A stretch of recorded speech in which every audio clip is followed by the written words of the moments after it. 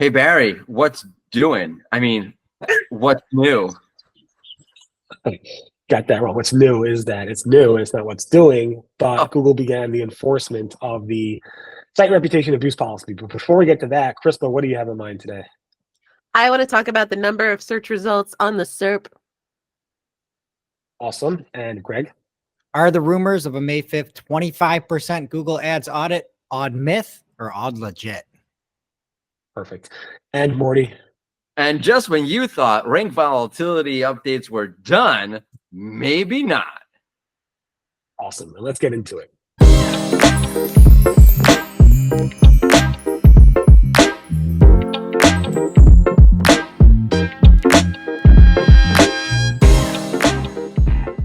Okay, so I noticed this today myself when I was going around looking at some stuff because somebody said, "Oh, we haven't got pages on we don't have enough pages ranking on Google. They're not enough indexed." And I literally had to go Control F HTTP to figure out how many pages were on the SERP because Google has taken away the search results thing from the SERP, from the top of the SERP, and lots of people in Webmaster World, according to the article from Search Engine Roundtable, were saying, the numbers seem to be gone.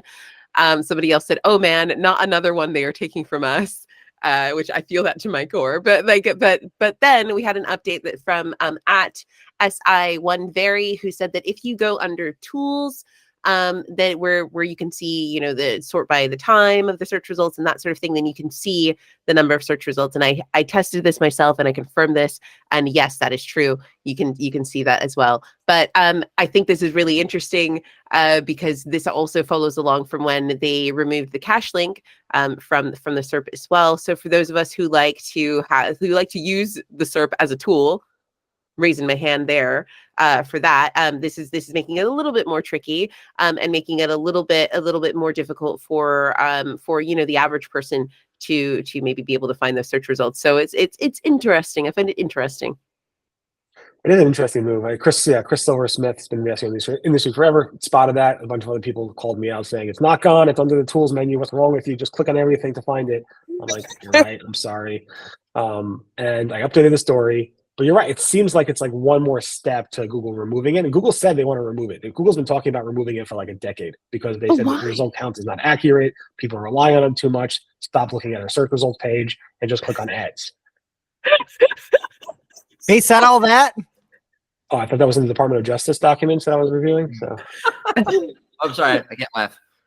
But I just think it's super useful. I find it super useful to get a sort of, even if it's not super accurate, I don't expect it to be down to the number accurate, but I think it's really useful to get a gauge of like how many people are talking about this particular topic, and sometimes you can figure out whether or not something's relevant or whether or not something is something to pursue and all that sort of stuff. It can give you a really good gauge of the value of a particular query just from that search result. If you put in a query and there's 400 search results, and then you put in a different word and there's more search results, and you can tell that there's a lot more interest in that particular query than the one you did before, and that I think is really important. So if anybody out there's listening, put it back. Thank you. awesome. And are the search results more useful after May 3rd, Morty? Well, I don't know if they're more useful, but they're certainly more volatile. Little marketer's gonna market. I was writing up doing some research for a post about the March 2024 core update that I'm gonna write for the Wix SEO hub over wix.com/SEO/learn. I don't know who said that, blanked out.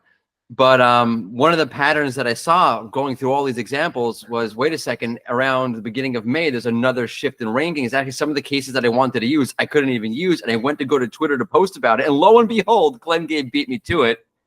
And he posted a bunch of examples where you're seeing not just small, but big visibility swaps and reversals or accentuations of the rankings from the March 2024 core update going into effect. So if you're trying to analyze the impact of the update on your client sites or your own sites, you might have to go check again. And this kind of like, I don't know, a little of a hot take, but if you're going to write up a post about like what happened immediately after the update, might not be so reliable. Right. I did find it interesting. It was interesting also that one is the chatter was there. It was, I usually find it, and somehow I missed it because also the tools, the aggregate tools, didn't show a huge spike, which is unusual. But I think just all these tools and people, everybody's worn out by that long update. So people weren't really on top of it that much. But Glenn Gabe just spotted, then I dug in more and was like, oh, you're right. Not that Glenn's ever wrong. So, but it was interesting to see. Indeed. On that note, I think I should cover the Google beginning to enforce the site reputation abuse policy. So Google said it would start on May 5th, this site reputation abuse, which is also known as parasite SEO by some people in the SEO community, where you rent out portions of your domain name, like subdomains or subfolders, to rent your content, rent out the reputation of your website to third parties that want to rank well. So the most visible stuff right now are coupons sites that are using like CNN, USA Today, Fortune, Forbes, other these big websites to put like either /coupons or coupons.domain.com to say, I want this content to rank well on these websites. It was working very well for these third-party websites. It's not just coupons, I believe it's other things as well. And Google's like, oh, SEOs are first like, this is ridiculous. Why are you allowing this? And Google's like, you're right, and we'll take action on it. And Google's like, yeah, we'll take action on it. And Google said they took action on it, I think in like November of last year, and then it was like, no, you didn't. And now it looks like Google is really taking action on it. It started with May 6th, last night around, 8 p.m. Eastern or so, where people started to receive manual actions. I only saw a couple people actually post those manual action screenshots, but a lot of sites that people were tracking around coupon-related keywords noticed their rankings for those keywords significantly drop over just like around 8 p.m. I posted about it. Everybody thought originally it was algorithmic because nobody's posting any site action screenshots yet, but I was wrong. Danny Sullivan said, you're wrong, Barry, fix it. So I fixed it, and he said these are only manual actions right now. Google will slap these sites with algorithm updates in the future. Google didn't say when, but they're only manual actions. But it seemed like it took care of a lot of sites. There's still a lot of sites that are still ranking pretty well that probably should be hit, but I guess Google will still go after those. But the SEO community is going pretty crazy about this right now. Yeah, Carl Henry's calling it voucher get-in. Ooh, I like that. Wowza. It's laying the smack down, because like those manual actions, like that's just like, okay, we're going to clean things up. That's sending a very, in my personal opinion, a very strong statement. And Barry, do you know sure. the automated version of this is coming in this rollout, or is this just manual? This is just manual. I don't know when Danny Sullivan said, what did he say? We're only doing manual actions right now. The algorithm component will indeed come. And as we said, but that's not live yet. He didn't say when that will go live. I don't know if Google will even announce when it goes live. I don't know if it would warrant Google posting something on their algorithm page or not, because they kind of like posted about it on March 5th. So saying this is coming. And generally, Google doesn't post about algorithmic issues unless it's like a big spam update. Yeah, I just didn't know if the algorithmic was coming after, like in a wave after the manual. I don't think so. It sounds like they're first going to probably collect this data using manual actions and then use that data to figure out how to target algorithm. I could be wrong, but we have lots of screenshots from Laura, from Glenn Gabe, from Carl Henry, Vlad, Willie Ray, Leda, Yeah, and so forth. Later shared some great ones about like some promo code stuff, and people sort of, just that it went from having some big authoritative domains like CNET and Reuters having promo codes ranking in the top pages to just like actual like 100% coupon websites like coupon.follow or couponfollow.com ranking for those things rather than some of these other ones. Although to be fair, in the screenshot that Aleda showed, Tech Radar was still coming in there for their space as well. So it's interesting. It's a big revenue loss. That's a serious revenue loss for these websites. Yeah, but you shouldn't have that revenue anyway, though. No, you're Reuters. You should be making news, and you should figure out ways to monetize that.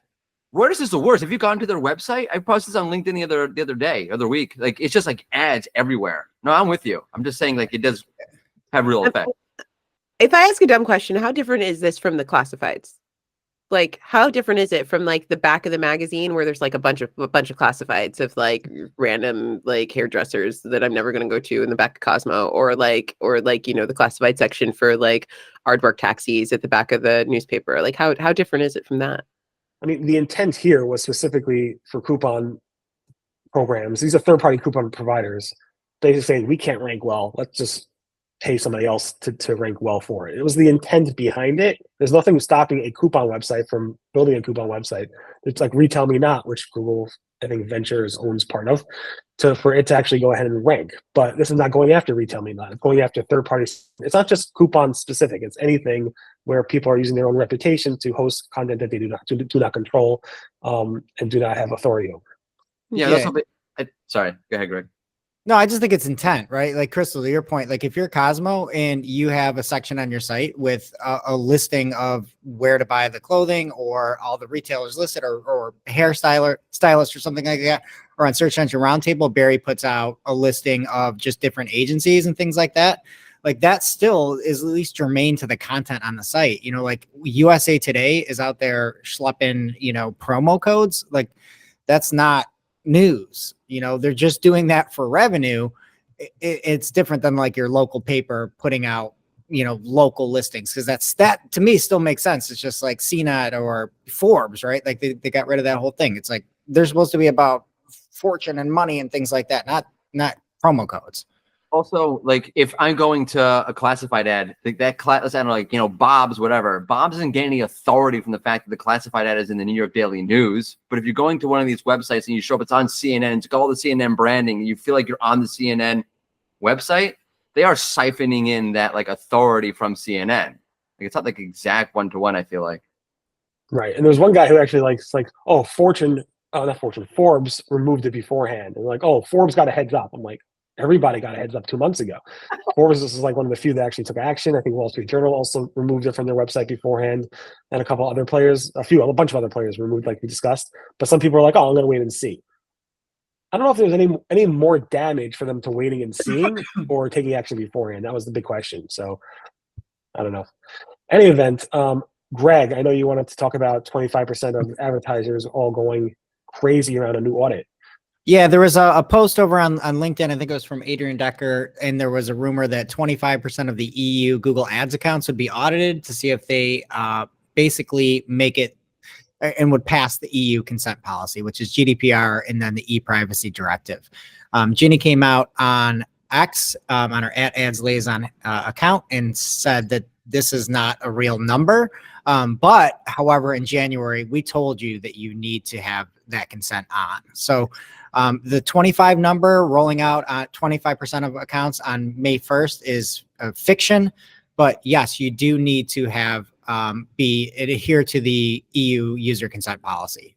So again, if you're thinking you can skate by with that, you're going to set yourself up for lawsuits. You're not compliant. You're not legal. And, you know, down the road, Google likely will not send traffic to people that, in my estimate, will not send traffic to those sites that are not in compliance. So just because the 25 number isn't true doesn't mean that you can skate by. And I think that this leans to the, like, you know, Google's trying to be more safe with the way that they're doing these things and try to reduce the lawsuits that they're privy to as well. You know, because I think people forget that GDPR doesn't just apply to like people who are physically in Europe. It applies to Europeans. So if the European is somewhere and they enter their data somewhere else, then like it has to do with that as well. So I think that people need to be conscious of that. Google's trying to protect themselves. And it just is easier for everybody to just fall in line. And one other note on that too, Google in that January blog post did link over to a bunch of compliance management platforms. So if you are one of those people behind the 8 ball, go look for that tweet over from Ginny, check the article, and there's a whole variety of partners that you can choose from to help you out. Perfect. Thank you, everybody. Have a great day, and speak to you guys tomorrow. Bye. Bye.